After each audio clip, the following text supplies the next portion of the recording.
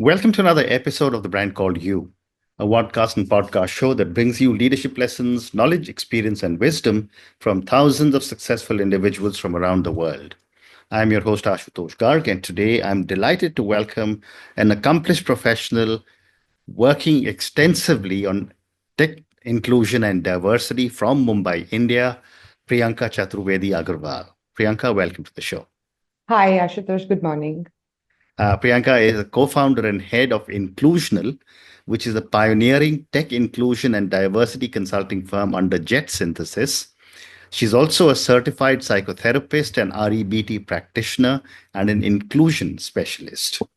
So, Priyanka, before we talk about Inclusional, tell me about your journey and what is the definition of tech inclusion in today's digital age? So, Ashutosh, I think I am both a product of inclusion and exclusion. Mhm, I started my career with KPMG when, 1998, where it was a startup in India. mhm, Before that, my parents are both working professionals. We lost my father when I was very young. So we came to Mumbai. It became home.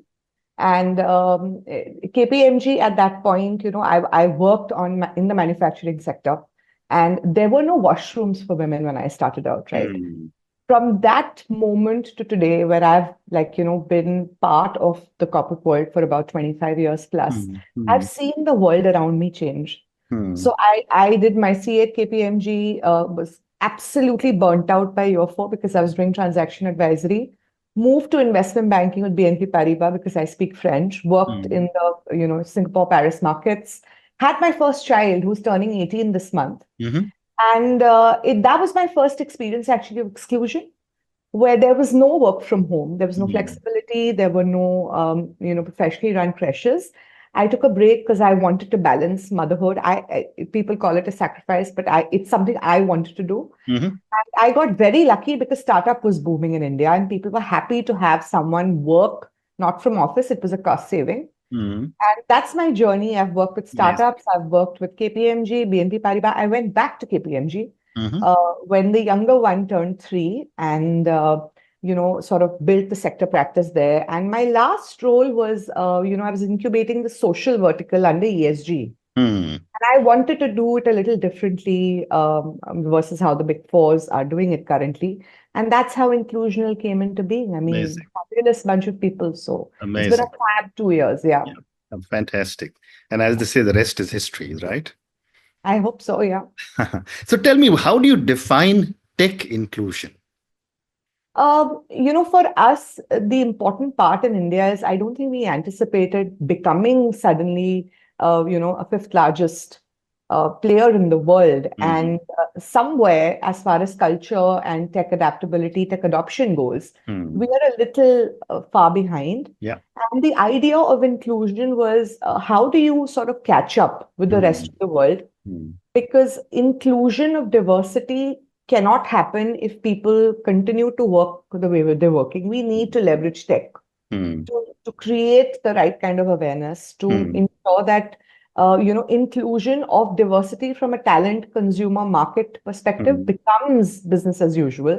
Mm. Of course, there are challenges, and we'll talk about that as we go along. But I think tech is the way to go. And although I consider myself a dinosaur, and I keep saying that technical skills beyond a point in time won't help you. It's about finding the right people to build this. Mm. Therefore, jet synthesis became the perfect ecosystem for us to, pick this white space and say, we want to do inclusion, uh, Mm. business focused, not tokenism, not social, not just social impact, and do it in a way that it becomes scalable. Mm. Great That's the response. Great response. thanks. But can you also then give me an example of how technology can be leveraged to support greater inclusion and diversity? Great. So this is, I think, one of my favorite topics. I could go on and on. But Hmm. I think that in India, and given my experience working with corporates while I was in KPMG, is we Hmm. are at what I call the re-awareness stage. Hmm. Everyone believes they're inclusive, right? And to some extent we are. But Hmm. as human beings, we are wired to be biased, whether it's Correct. conscious, Hmm. unconscious. That's just the way we are. Just simplifies the world, right? You Hmm. have these biases for a reason, but beyond a point, they don't help you. And I think the first and the most serendipitously, we work with the National Commission for Women. Hmm. And our idea is to first create the foundation for inclusion in India, to say that you can't have inclusion unless people feel safe. Hmm. Before you bring in diverse people, right, whether there are women or people with, different abilities or veterans or retirees, you need to make sure that the workforce, the Hmm. current talent pool feels safe. Hmm. So we are working on using tech to create awareness on what workplace safety means, leveraging the mandatory law of the land, which is your Prevention of Sexual Harassment Act, but Hmm. we're doing it gender neutrally. Hmm. We want to train internal committees who function as civil courts under the law to be able to reach out to as many companies, whether you're 5 people, whether you're 50,000, 5 lakh, 5 crore people, but we want to do it using tech, and we want to take away some of the stigmas that surround safety, where we say, okay, make women safe. There Hmm. is a reason why we are talking women, because if you Right. look at time, there are stats available, Hmm. but safety now is a base case for Hmm. inclusion. And Hmm. we very quickly realized when we set up Inclusional that we were doing strategy assignments and we were doing some other stage 3, 4 level inclusion projects. Hmm. But beyond the point, if people don't feel psychologically, emotionally, physically safe, they will not cooperate. Hmm. We Well all have said. day jobs. Well said. All have day jobs, But right? the other aspect, Priyanka, is that how does one measure uh, an organization's initiatives on inclusion? It has to be data led, Ashutosh. Hmm. And that is the CA brain of mine that kicks into action to say, Hmm. unless I go with data from Hmm. your organization Hmm. and show you where you are as far as your inclusion journey goes, no one has the time Hmm. to focus on inclusion of diversity. So one of the very interesting assignments we've done is we've gone into companies, we've told them, don't hire consultants, Hmm. use your HR team to figure out where you're at. It's pretty Right. much how ESG is happening in India, where Hmm. the data, and I know you have some questions for me on data, is there is so much data available. We're Hmm. talking AI, ML, but the extent data, right? First, you need to understand whether that data is even clean. Hmm.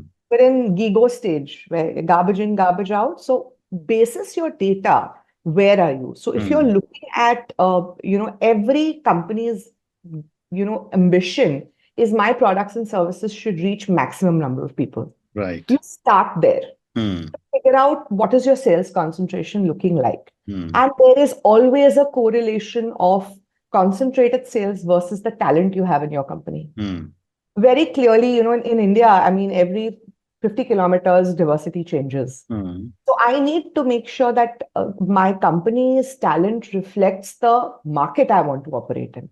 Because otherwise, it's no longer fun, right? You have a great product, great service, but it's not reaching everyone Right. because you haven't been able to understand the pulse of the market that you want to Hmm. be in. And we've had very, very interesting insights where leaders have stepped back and said, "Oh, that makes sense. We Hmm. are not hiring diverse talent. We're just focusing on engineers, MBAs. Correct. We need more people who understand people." So there are Hmm.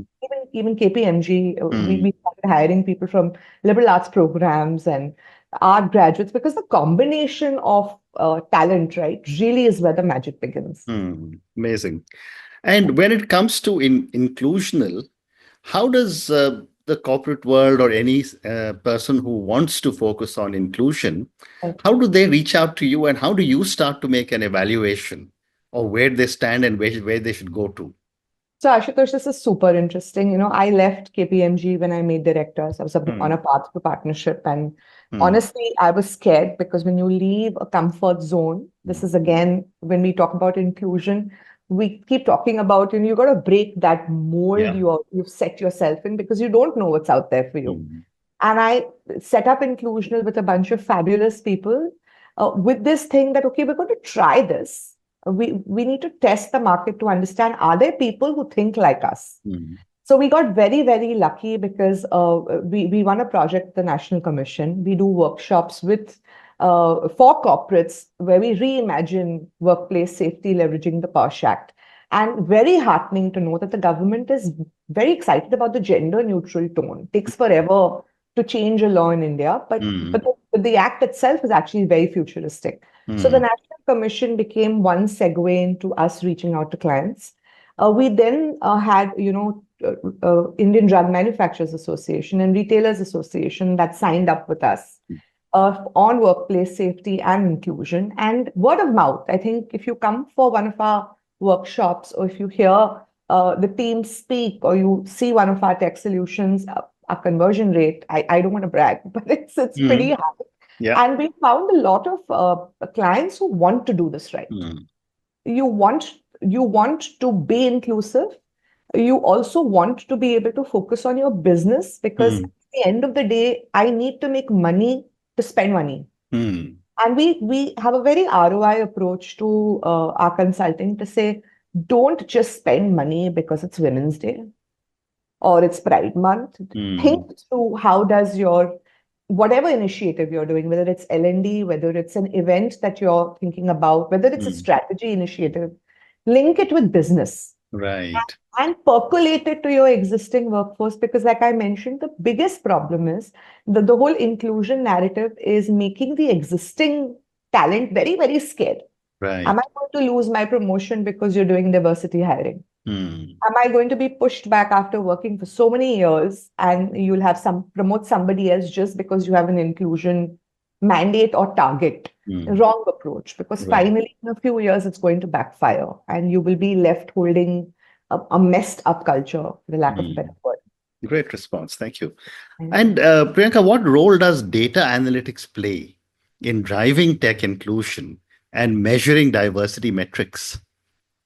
So Ashutosh, for us, like I mentioned, in India, I mean, I think we need to catch up very, very quickly on culture as well as data. And I mean, I'm old school. The first computer I saw was at KPMG.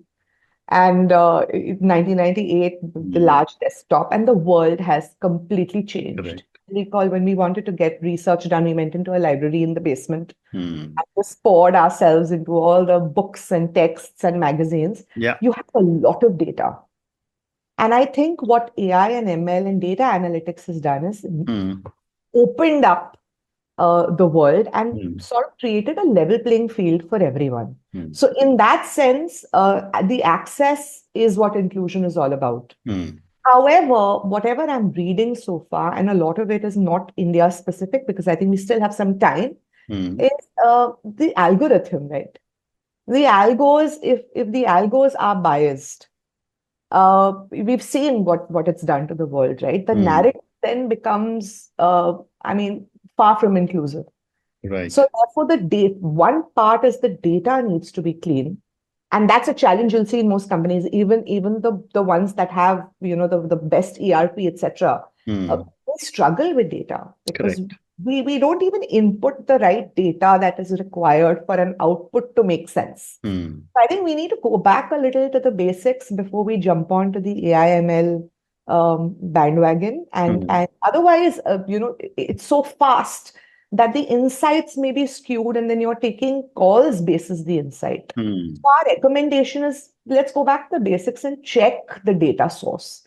Check what are you inputting, who are the people who are putting in data, right? And are they even understanding what they're doing? Like I've done audits, right? So my first few assignments with KPMG were statutory tax audits. And we found that more often than not, data needs to be clean for any insight.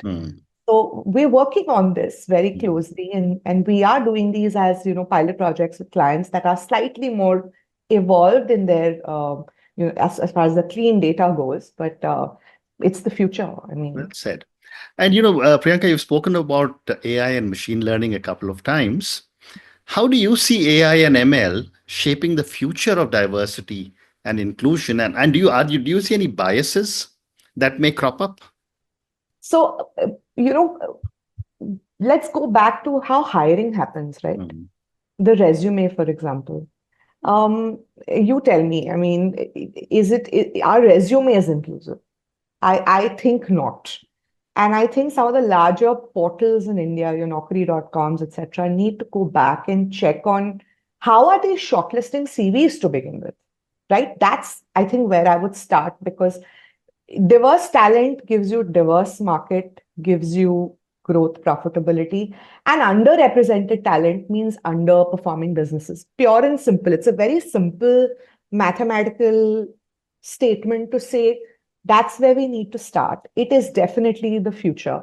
And the way we are looking at AI and ML and data analytics is we're building it into our frameworks where we want to work with companies and sort of mix our analytics and framework with the ERP that's there, that's running in the company. So you get insights very quickly and you can connect dots to say, oh, you know what, this is a white space as far as talent goes.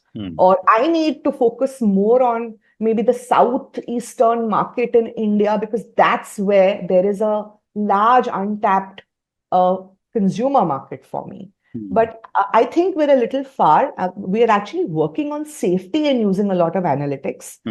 Say the products that we have, and we say, you know, you're supposed to be POSH compliant every year.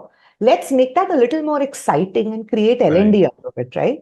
And the analytics we give you will show you red flags as far as your talent goes.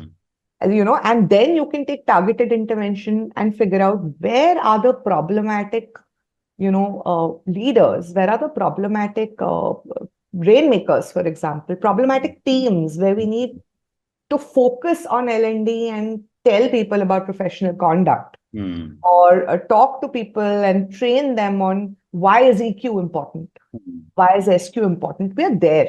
And I think Inclusional in that sense is doing a fab job. We've been training government employees on workplace safety. And it's been exciting because the focus of investors has changed. Right. So it's a great time to honestly be an Indian startup in this space. Very well said. And as you've given me an interesting segue to my next question since you spoke startups. Yeah. How can startups embed inclusion and diversity into their DNA? So we've actually spoken to, or rather we work with a lot of these investor firms.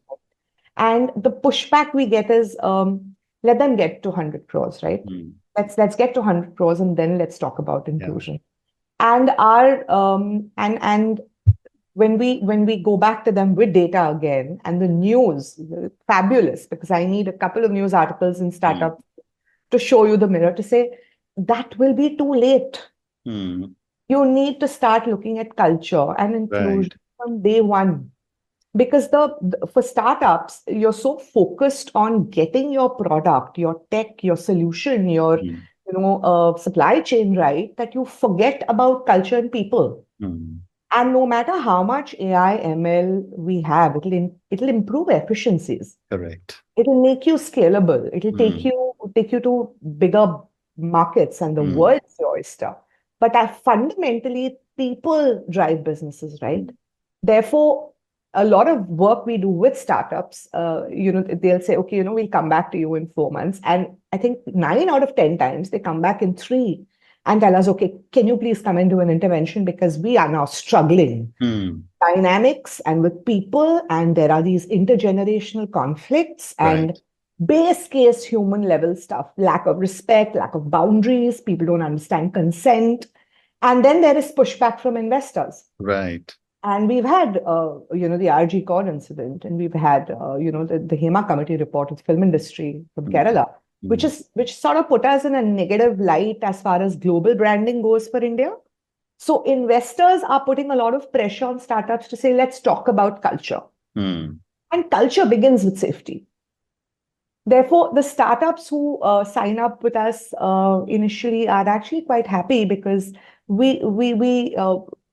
us, it's our baby, right? I mean, it's not a transactional, oh, you're one of our 500 clients, so we don't really care. But a passion and then going across and talking about culture from their perspective is, I think, the sweet spot that we've managed. Very interesting. Very interesting. Priyanka, I have time for 2 more questions. My next question is that you advocate for a profit and loss driven approach to inclusion. Yeah. Can you tell me a little bit more of how you can align inclusion with business outcomes?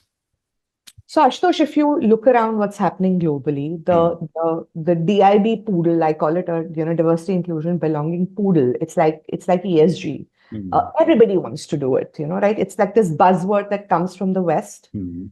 And you are seeing in the West that a lot of large companies are shutting down their diversity inclusion Yeah. departments. Mm. Fundamentally, because you're focusing on underrepresented groups Mm.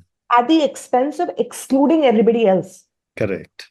Businesses were set up with a very clear purpose to make money. Correct. I'm sorry, I sound like Mm.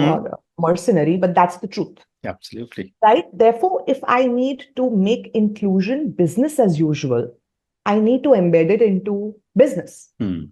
And the only way that happens is if you focus on inclusion of diversity Mm. from a lens. You're Mm. either making money because of diverse people or you're saving costs because you've intelligently understood inclusion. Therefore, our Mm. focus is talent, consumer markets. Mm. There is a P&L impact. I mean, Yeah. there is data globally. Mm. We hope that one day we can bring out a point of view or a report on India once we Mm. have the data. That's the other thing, right? We are working in a manner to be able to release India's first report where with data we will tell you what diversity does to your business. Mm. But the P&L approach is, in my mind, having worked in consulting for so long, is Mm. unless I show you what it does for your business, you will tell me, oh, we do CSR. Oh, we take care of, villages where we Mm. have trees. But fundamentally, if I tell you that you are making less money because you are not looking at the right talent to capture the right market, I Mm. have your attention. Mm. And this, therefore, is a CEO conversation. Unfortunately, in India at the moment, it's all delegated to HR. And HR is drowning between Mm. attrition, Yeah. retention, hiring, and appraisals and payroll. They're drowning. This needs to be a CEO level conversation. Absolutely. Absolutely. And my last question, and I've spoken to many, many leaders, and I asked them, where does accountability lie for diversity, equity, inclusion? And so we've got a policy now. The HR leader has to do it. But just adds on to what you're saying, that HR departments and leaders are drowning. But a follow-up question is, how can corporate leaders create a culture of inclusion that goes beyond policies and integrates into the company's core values? And another point for you to think about when you give me a response is that I have spoken to many women leaders who are on boards, Yeah. and I've said, you are included, but do you have a voice? And the answer is generally no. No. I'd love to get your perspectives on both. So Ashutosh, I think the most important thing is if I told you that not being inclusive Mm. impacts not just your P&L, it impacts your share price, Correct. your market cap. It has a massive P&L impact. I guarantee you, it'll become CEO agenda. Mm. So first thing, you cannot delegate culture Correct. and by extension, inclusion of diversity to any other department but the CEO. Absolutely. Leaders need to make time Mm. because this is one way for you to grow your businesses profitably and sustainably. Mm. I mean, sustainability is not just a buzzword. We're looking at what's happening around the Yeah. world as far as the environment and society and all of that goes, despite Mm. all the governance. Mm. Governance is getting tighter, but somewhere we're losing uh, everything. I mean, Mm. losing the planet, you're losing people. You see what's happening around the world geopolitically. This is the time for leaders to wake up, and the ones that do wake up and say, you know what, inclusion of diversity needs to be a strategy conversation Mm. driven from the CEO's office, because the minute it's trickled down as a strategy and must have linked to business goals, Mm. uh, everyone in the organization wakes up and acts Yeah. on it. Right? And you've Mm. got to bring in your existing cult people, right? Those are the most ignored lot. Mm. I can tell you 100 out of 100 cases where if there is an inclusion agenda, uh, your existing people have no idea why Correct. or how or what is the logic. And now the logic is we need more women because they're 50% of talent. Mm. The lowest hanging fruit in India is educated women. Yeah. We've done Beti Bachao, Beti Padhao. Now we don't know what to do with the Padhi Likhi Beti. Mm. Mm. Right? Now, if the CEO takes the time out and explains to people that this is a growing economy. If you want to beat the 10% number, most companies are taking 15%, 20% growth targets. You can't do it with 50% talent. Yeah. That is the logic. To say the pie is not getting smaller. We're not taking away your power. We are building a bigger pie and you will benefit from it. I think that narrative needs to come down and it has to align with business strategy. It cannot just be, oh, we've got a budget. अब आप Women's Day भी कर लो, अब आप Pride भी कर लो, and some of those initiatives are actually backfiring. Because if you see most companies' vision, mission, diversity and inclusion is there everywhere. But when you actually see what they're doing in terms of the actual initiatives, it's just tokenism. I agree. So it has to be a CEO agenda. Think through it. Baby steps. Start with safety, true safety, where people feel comfortable to express what they're feeling. And they don't need to go to social media or Glassdoor and vent and destroy your brand with their tweets and their posts, right? Your current people are your biggest inclusion brand ambassadors. Very well said. Very well said. And on that note, Priyanka, I just want to say thank you so much for speaking to me about your own journey and what was your motivation to take inclusion as a part of something that you want to do for the rest of your lives almost. Thank you for speaking to me at such length about inclusion, about diversity, equity, and how technology is being used and can be used to be able to support this very, very important thing that the whole world is talking about, certainly become much more prominent after the SDGs that were given out by the United Nations. Thank you again for speaking to me and all the very best to you. Thank you, Ashutosh, for the opportunity. And I do hope that people start looking at inclusion with a different lens. Correct. And, becoming inclusive in their everyday lives, right? Absolutely. Thank you so much for the opportunity. Have a great day. Thank you. Thank you for listening to the Brand Called You videocast and podcast, a platform that brings you knowledge, experience, and wisdom of hundreds of successful individuals from around the world. Do visit our website www.tbcy.in to watch and listen to the stories of many more individuals. You can also follow us on YouTube, Facebook, Instagram, and Twitter. Just search for the Brand Called You.